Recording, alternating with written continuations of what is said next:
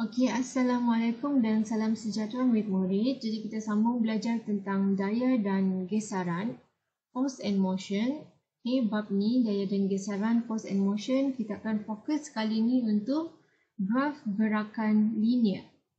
Okey, graf gerakan linear ataupun linear motion graph. So kita akan belajar apakah itu linear motion, apakah graf gerakan linear dan juga bagaimana untuk menyelesaikan segala masalah-masalah ataupun soalan-soalan pengiraan berdasarkan gerakan linear.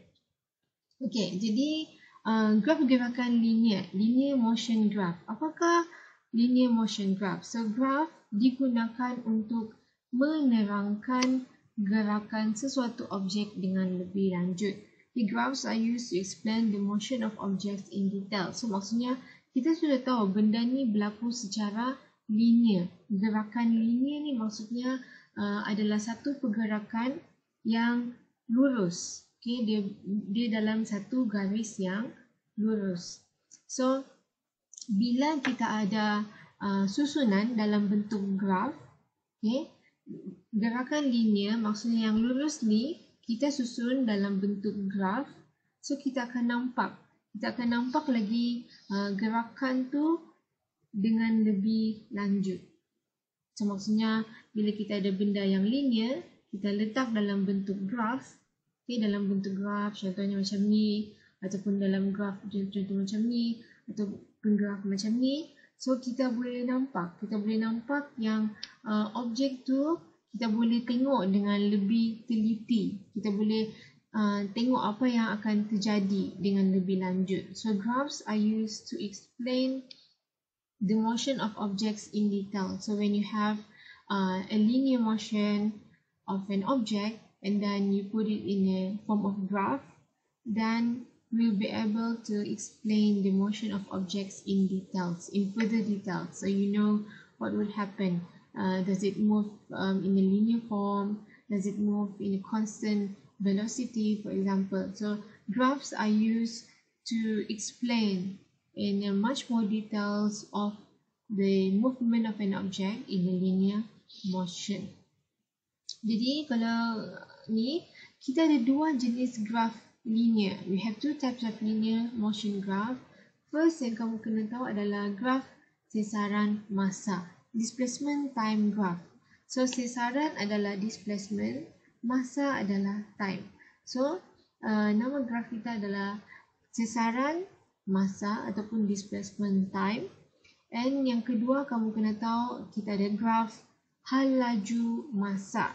So hal laju adalah ni velocity, masa adalah time. So maksudnya kita punya graf ni dia ada sesaran, okay, displacement dan juga dia ada masa, okay, time. Dan graf yang kedua kita ada hal laju, velocity, dan juga kita ada masa, time. Okay, jadi contoh-contoh hal laju masa graf, okay, hal laju masa graf.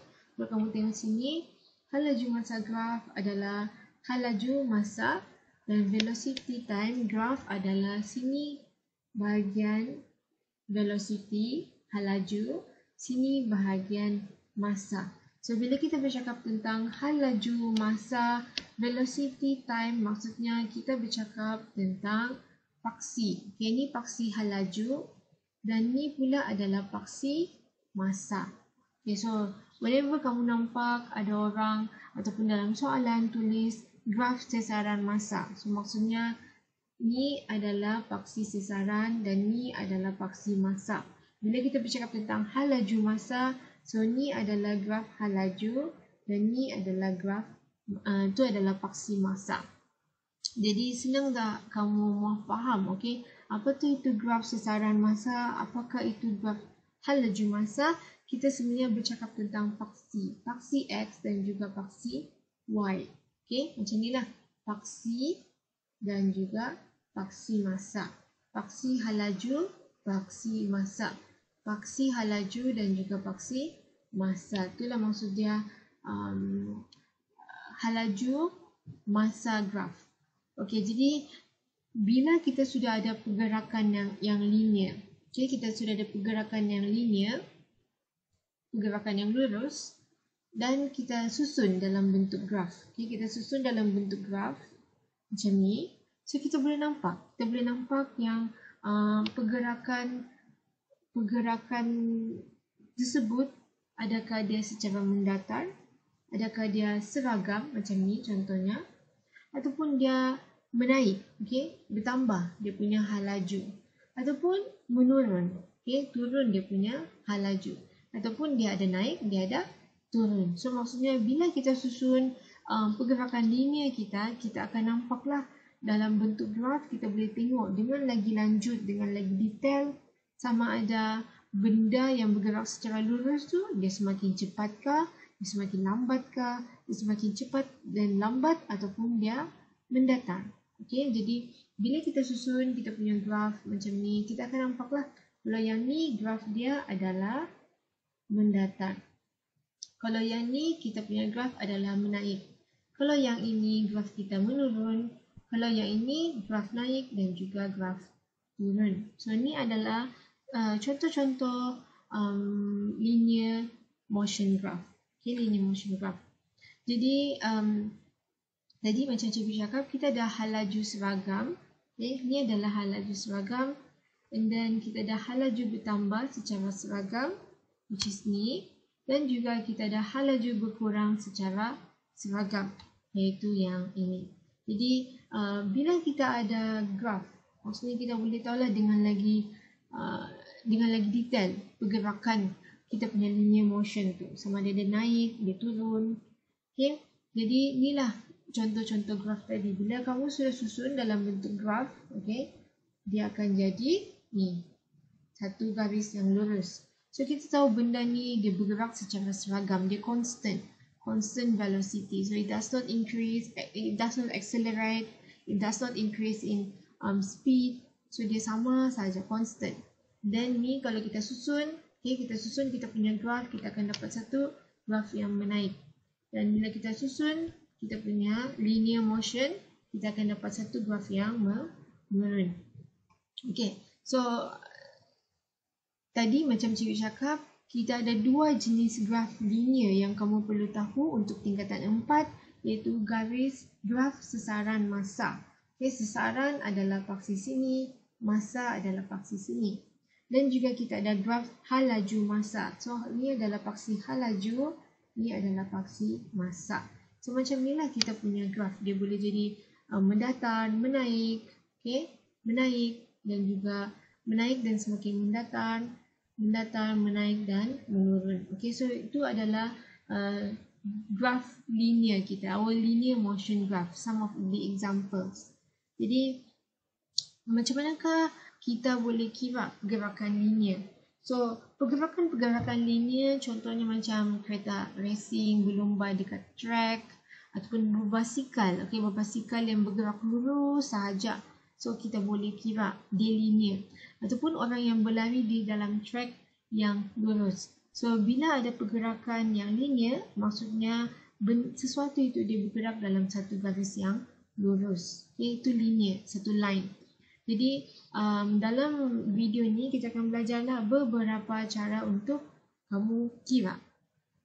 Okay, beberapa cara untuk kamu kira. Jadi tadi kita ada dua jenis graf yang kamu perlu tahu untuk tingkatan 4 ni. So kita tengok dulu yang pertama, graf sesaran masa. So kita tengok dulu graf sesaran masa untuk tingkatan 4. Jadi melalui graf sesaran masa kita boleh tentukan beberapa benda. So ini adalah kita punya graf sesaran masa. Ini adalah paksi sesaran, ini adalah paksi masa. Sebab tu nama dia sesaran masa punya graf. Okay, daripada graf sesaran masa ni kita boleh tengok ada 4 benda yang kita boleh tengok. Sebenarnya kamu kena hafal lah. Kadang-kadang dia akan masuk dalam objektif. Kalau dia masuk dalam subjektif, maksudnya markah dia memang banyak. Kita boleh beri 3 contohnya. Dia akan minta kamu kira. Jadi apa yang kita boleh tengok? Apa yang kita boleh tengok melalui graf sesaran masa? Yang pertama adalah sesaran. Okey, sesaran pada masa yang tertentu. This means we can see dia punya sesaran pada masa yang tertentu. Contohnya S, berapa masa dia? S2, berapa dia punya masa. So, maksudnya kita boleh guna graf ni untuk tengok. Contohnya kalau dalam satu soalan dia tanya, berapakah masa apabila sesaran jadi macam ni? 1 contohnya. So, dia adalah bersamaan dengan 1 minit contoh. Lepas tu soalan kedua, apakah nilai S2 apabila minit ke 2 minit? Okay, apabila minit ke 2. So, contohlah jawapan dia adalah 2. Okay, so daripada graf ni kita boleh tengoklah. Bila dia minta kamu soalan dekat sini, kamu boleh tarik je graf ni and tengok berapa dia punya time. Kalau ada soalan pasal time, daripada time ni kamu boleh tarik, kamu boleh tengok berapa dia punya sesaran. Okay, so tu adalah kegunaan sesaran masa graf yang pertama. Jadi yang kedua, kalau kamu tengok sini, kita boleh tengok masa. Kita boleh tengok masa T2 pada sesaran yang tertentu. Okay, so tadi kita boleh tengok sesaran. Sekarang ni yang kedua kita boleh tengok dia punya masa. Berapakah masa pada sesaran yang tertentu? Contohnya kalau ada soalan T5, ditanya, berapakah sesaran apabila masa T5? Jadi kamu boleh je tarik, buat satu garis lurus dan membaris, dan kamu boleh tengoklah berapa S5 kamu. Okay? S5 sebab sini pun T5. Jadi itulah kegunaan untuk graf sesaran masa. Jadi kita tengok pula yang C, apa kegunaan graf sesaran masa? Kita boleh tengok hal laju. Jadi kita boleh tengok hal laju pada masa yang tertentu. Okay, so kita boleh tengok hal laju pada masa yang tertentu. Ini adalah untuk kamu kira hal laju lah. Okay, so hal laju ni kamu boleh kira dengan kamu bahagi, kamu buat segitiga dekat sini, bahagi ketinggian dengan dia punya base, okay, dengan dia punya tapak. So kita boleh bahagilah. So contohnya bila kamu ada satu graf, kamu buat segitiga. Ni kamu buat segitiga. And then kamu cari ni adalah nilai X, ni adalah Y. So kamu bahagilah Y bahagi dengan X, kamu akan dapatlah sini. Kamu akan dapat velocity. Okay, kamu akan dapat velocity. Jadi itulah dia punya kegunaan untuk graf sesaran masa. Maksudnya kamu cari sini X punya nilai, sini Y. So nilai formula dia Y bahagi dengan X. Dan kamu akan dapatlah dia punya dia punya hal laju, dia punya velocity. So itu adalah kegunaan graf sesaran masa. Jadi kalau kamu tengok sini, kegunaan graf sesaran masa yang seterusnya adalah hal laju purata. Hal laju purata pada sela masa antara T4 dengan T5 yang tertentu. So yang ni kamu boleh cari. Okay, kamu boleh cari. Formula dia adalah hampir sama juga. Kamu hanya perlu cari dia punya ni slope, dia punya kecerunan. So maksudnya kamu hanya perlu bahagi Y dengan nilai X. So bila contoh kita ada satu graf, okay, sini kamu mahu cari masa. Okay, kamu mahu cari masa T4, T5. So bagaimanakah kamu ingin cari bahagian sini? Kamu buatlah segi 3. Kamu cari nilai Y sini dan juga nilai X, kamu tinggal bahagi. Y bahagi dengan X, kamu dapatlah bahagian dekat sini, kamu punya V. Okay, kamu punya V. Jadi, itu adalah cara untuk mencari nilai V melalui graf. Kamu hanya perlu buat segitiga, cari nilai X, cari nilai Y, dan kamu bahagi. Y bahagi dengan X. Okay, jadi seperti biasalah kalau kamu kurang faham, okay, kamu boleh tanya cikgu. And then kita akan tengok, so ini adalah kegunaan graf sesaran masa. Ini adalah kegunaan dia lah. Jadi Ini adalah contoh-contoh. Ini adalah contoh-contoh graf sesaran masa